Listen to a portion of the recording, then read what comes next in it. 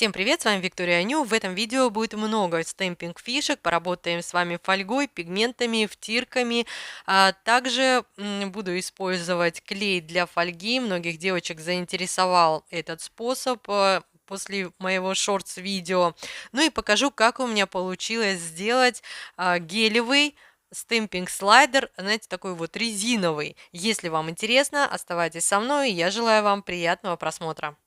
Начать мне хотелось бы со способа, который очень многим девочкам понравился. Даже писали, что у них получилось отпечатать рисунки с тех пластин, с которых у них ранее не удавалось отпечатать хорошо рисунки. Для этого нам понадобится праймер. Я использую праймер от компании Beauty Lux. Этот праймер с очень хорошим липким слоем. Благодаря этому способу любой ваш лак для стемпинга станет липким, как скотч. Но тут стоит отметить, что липкость напрямую зависит от липкости вашего праймера. То есть, если у вашего праймера хорошая липкость, соответственно, и отпечатанный рисунок получится очень липким. Изначально на пластину для стемпинга тонким слоем распределила праймер. Затем, как обычно, выкладываю лак для стемпинга. Скребком убираю лишнее и отпечатываю рисунок на штамп. Эту часть видео я специально не монтирую для того, чтобы вы видели то, что я никуда не тороплюсь. Мало того, даже тут я специально еще так немного тяну время. Я не переживаю о том, что рисунок подсохнет на штампе или же он подсохнет уже на типсе, и я не успею отпечатать фольгу. Пока липкость праймера действует, липкость никуда не денется. Вы можете проверить свой праймер. Нанесите просто его на типс и подождите 2, 3, 5 минут. Если, к примеру, через 3 минуты липкость праймера не исчезла, значит на все про все у вас 3 минуты. Если через 5 минут липкость праймера исчезает вашего, то, соответственно, вам нужно уложиться именно в это время для создания нейл-дизайна. При этом хочу отметить, что лак для стемпинга мы можем использовать абсолютно любого цвета. Фольгу используем ту, которая предназначена для литья. Как правило, это тонкая фольга. Вот такая вот голографическая бабочка у меня в итоге получилась. Но, как вы понимаете, в этой технике можно не только фольгу отпечатывать, также можно работать и с втирками, и с пигментами. Единственное, помните, что некоторые втирки эффектнее смотрятся именно на черном фоне, ну а неоновые пигменты ярче выглядят именно на белом фоне. То есть в зависимости от тех материалов, которые вы будете использовать для создания дизайна, вы подбираете цвет лака для стемпинга. Также этот способ может пригодиться вам в технике зеркальный стемпинг. Если вы не успеваете отпечатать сначала рисунок на один штамп, затем этот же рисунок перенести на другой штамп и потом уже отпечатать рисунок на ноготок, попробуйте сделать это с праймером. Уверена, у вас все должно получиться. На моем канале есть подробное видео о зеркальном стемпинге. Если вам интересно, ссылочка на видео будет в описании. Посмотрите, насколько хорошо цепляются неоновые пигменты на липкий стемпинг рисунок. Как по мне, результат просто идеальный. В общем, берите на заметку этот способ, а я перехожу к следующему. Думаю, те, кто давно увлекается стемпингом, так же как и я, знают то, что сейчас отпечатывать стемпинг рисунки намного проще, нежели раньше. Как по мне, сейчас в стемпинге особо торопиться не нужно. Главное тут отпечатать рисунок с пластины на штамп. А вот потом уже создать липкий слой мы можем при помощи праймера, либо клея для фольги. А можно и не создавать никакой липкий слой. Вот, пожалуйста, у меня рисунок уже засох на штампике и уже не отпечатывается на типс. Я беру ватный диск, смоченный в ацетоносодержащей жидкости. Хорошенько протираю типс, он становится влажным. И вот теперь на эту влажность я просто отпечатываю рисунок. Как вы видите, рисунок отлично отпечатался, при этом никакого дополнительного липкого слоя я не создавала. Этот способ я очень давно показывала в своих видео, но тут решила напомнить, потому что для следующего способа этот лайфхак очень актуален.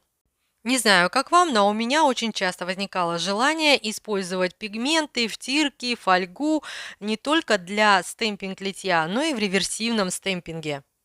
Кстати, если вам нужно раскрасить или отпечатать один и тот же рисунок несколько раз, для этого не нужно каждый раз очищать пластину.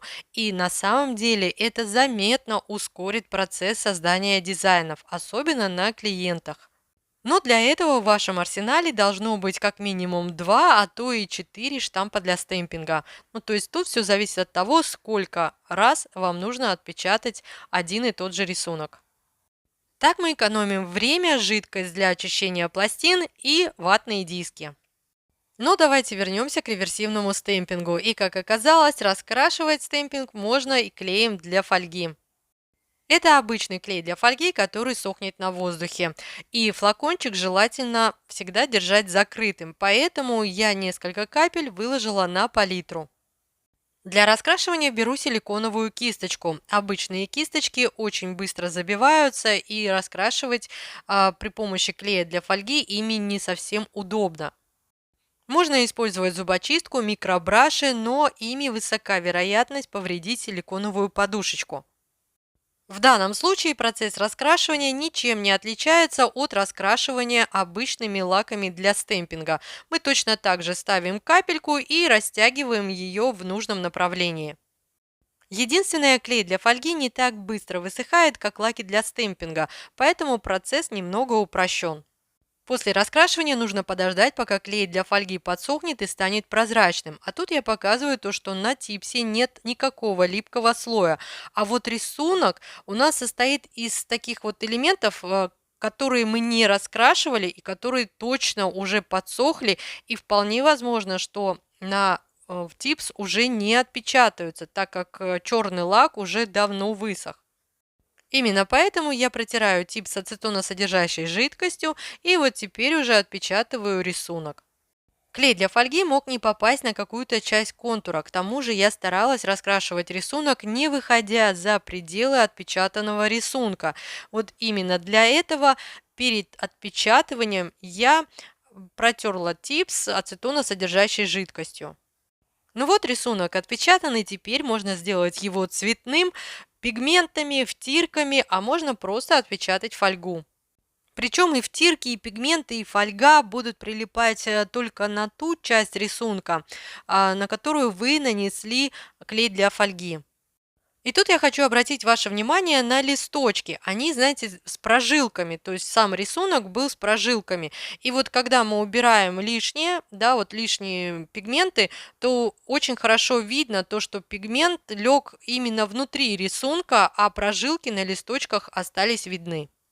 Как мы с вами знаем, клей для фольги изначально такого молочного цвета, после того, как он подсохнет, становится прозрачным. И это не всегда подходит для каких-то определенных дизайнов. Но придать цвета клею для фольги можно при помощи пигментов. При добавлении пигментов в клей для фольги цвет получается изначально такой выбеленный, но после того, как клей подсохнет, останется цвет именно того пигмента, который вы замешали.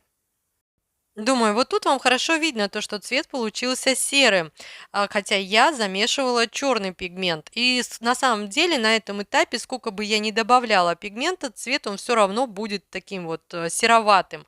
Тем не менее, после того, как уже раскрашенный рисунок подсохнет, он станет черным. Я пробовала добавлять в клей для фольги, лаки для стемпинга, гель-лаки. Ничего хорошего из этого не получилось. Самый лучший замес получается именно при помощи пигментов. Возможно, у кого-то в голове сейчас возникнет вопрос, для чего же я делала этот замес и зачем нам нужен цветной клей для фольги. Все дело в том, что некоторые пигменты действительно более эффектно смотрятся именно на черном фоне, но не всегда хочется делать какой-то дизайн, стемпинг-дизайн, именно на черном фоне. Вот для таких случаев как раз-таки и можно будет сделать замес при помощи пигментов и клея для фольги. И тут также обратите внимание на листочки. Так как мы раскрашивали рисунок с внутренней стороны, изначально отпечатанный рисунок черным лаком для стемпинга у нас, соответственно, на поверхности. Поэтому втирки, пигменты эту часть не заполняют. И, соответственно, отпечатанный рисунок черным лаком, он хорошо виден.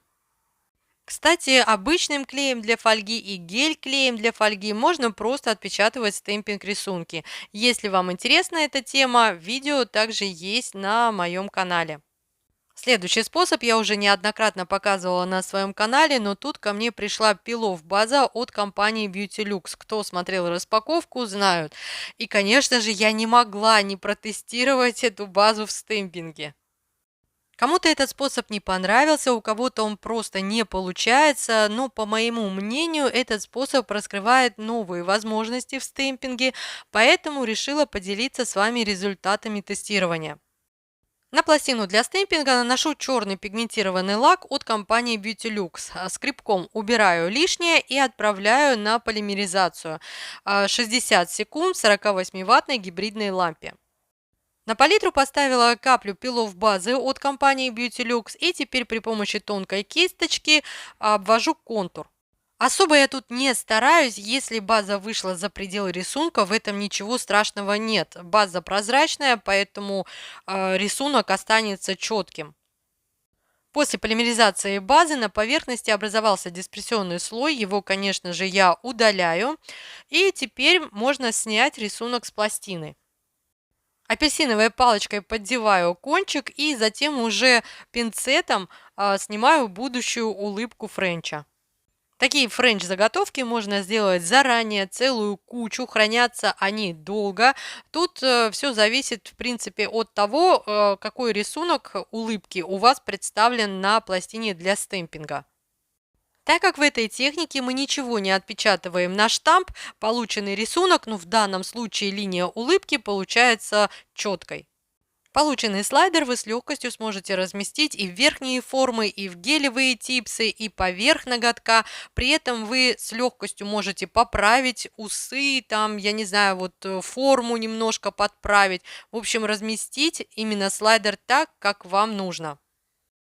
Слайдер получается тонким, пластичным. Насколько он пластичный, я покажу вам чуть дальше.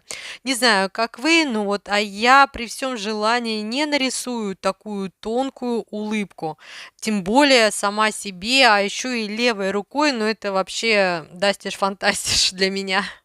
Как я уже сказала, этот способ исключает вероятности плохо отпечатанного рисунка, так как мы в этом случае не отпечатываем рисунок с пластины на штамп. Поэтому, если у вас есть пластины с неглубокой гравировкой или же у вас есть, например, такие вот надписи мелким шрифтом, при отпечатывании рисунка у вас получается, ну, все равно такой нечитаемый текст, возьмите на заметку этот способ.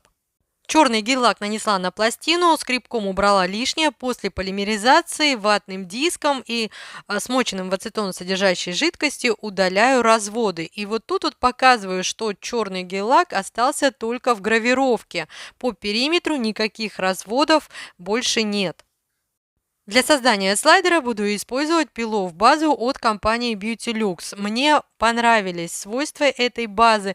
Кто смотрел мое наращивание, вот то, которое у меня сейчас на руках, знает, что на левой руке большой палец был нарощен именно на эту пилов-базу от компании Beautylux. Как вы видите, ноготок все еще на месте, и он отлично держится. Но по свойствам эта база быстро растворяется при помощи ацетона содержащих жидкостей. Поэтому я делаю подложку, ну, не тонким слоем, а таким вот средним, можно даже сказать выравнивающим слоем. После полимеризации с базы удаляю дисперсию и теперь при помощи скотча поднимаю слайдер. Более подробно я уже неоднократно в своих видео показывала и рассказывала этот способ. Тут хочу показать вам именно то, каким получается слайдер при помощи пилов базы от компании Beautylux.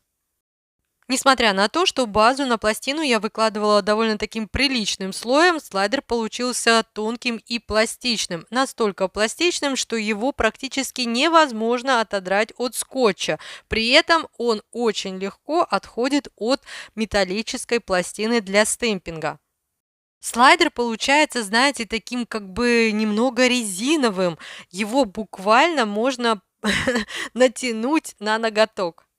Единственное, подложку слайдера при помощи пилов базы от компании Beauty старайтесь сделать немного с запасом от основного стемпинг рисунка. Лишнее вы всегда сможете подрезать. Я попросила блогера Елену Мюнхен протестировать подобный продукт, только от другой торговой марки. И у нее точно так же очень хорошо слайдер при помощи скотча снялся с пластины для стемпинга, но он получился не вот таким вот пластичным. А тут вот, как вы видите, слайдер получается вот, ну вот как резинка. Единственное, помните, что слайдер тянется не до бесконечности, а за счет того, что он тонкий, ну, при таком сильном давлении он, соответственно, может порваться. Ну и, конечно же, при помощи этой пилов базы от компании Beauty можно делать слайдеры уже давно известным нам способом на силиконовом коврике. Но способ на силиконовом коврике возможен в том случае, если у вас не возникают проблем при отпечатывании рисунка с пластины на штамп, а со штампа на коврик. Тут я просто решила вам показать, как можно натянуть этот самый слайдер, ну, предположим, на типс. Вот вы видите, что с правой стороны, с левой стороны я просто беру и натягиваю этот слайдер. Таким образом, чтобы у меня не было никаких складочек. Ну и мы с вами помним, что пилов база от компании Beauty боится ацетоносодержащих жидкостей. Ну, я думаю, что на самом деле пилов базы и от других торговых марок также боятся ацетоносодержащих жидкостей. Так в данном случае это огромный плюс. Получается, что при установке слайдера на ноготок мы слегка можем подплавить периметр слайдера для того, чтобы он максимально четко разместился по всей поверхности ногтевой пластины. Полностью растворять его, конечно же, не нужно, но он станет еще более пластичным. На сегодняшний день для меня это лучший и комфортный материал для создания гелевых стемпинг-слайдеров. Ну что ж, вот такое видео у меня в итоге получилось. Если я была для вас хоть чем-то полезна, пожалуйста, поставьте плюсик, смайлик или сердечко в комментариях. Я буду вам очень признательна. Ну и по традиции, как всегда, желаю вам всего самого наилучшего. До скорых встреч!